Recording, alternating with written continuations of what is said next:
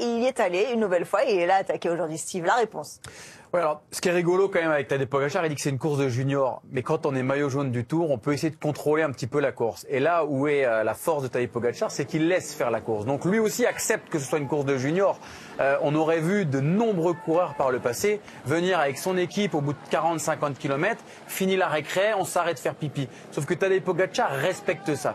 Donc déjà ça c'est la première chose. Puis la deuxième chose. C'est sa façon de se faire plaisir aussi. Après quand ça roule à 52 km/h, s'arrêter pour pisser, c'est pas Patrick.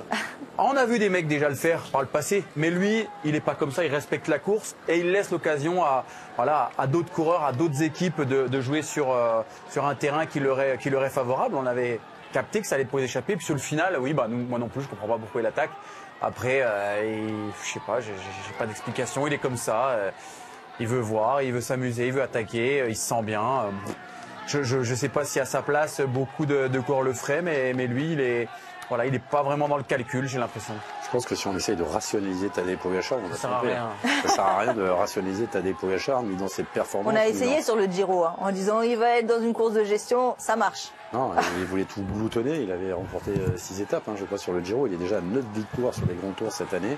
Tadej reste Tadej. Je pense qu'il a été quand même canalisé ces derniers temps.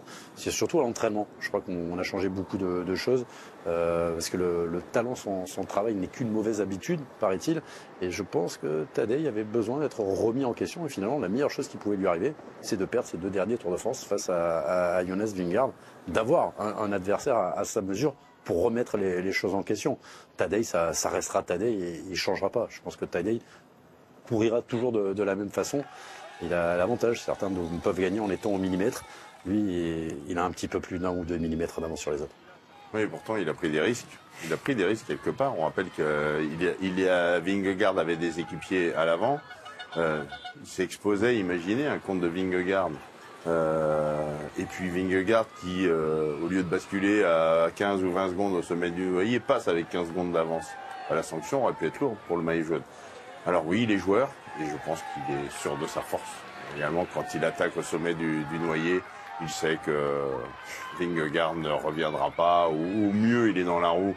Et c'est tout, mais quelque part, je suis pas sûr que ce soit une stratégie qui a été donnée à l'oreillette par son directeur sportif. On lui dit, vas-y, attaque Vingegaard. Encore.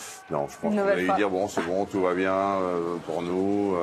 Voilà, Vingegaard, il est là, Evenepoel, il est là. On s'amuse bien avec on les finit copains. tranquille l'étape, oui, t'as raison. Bing, allez, encore une dernière attaque.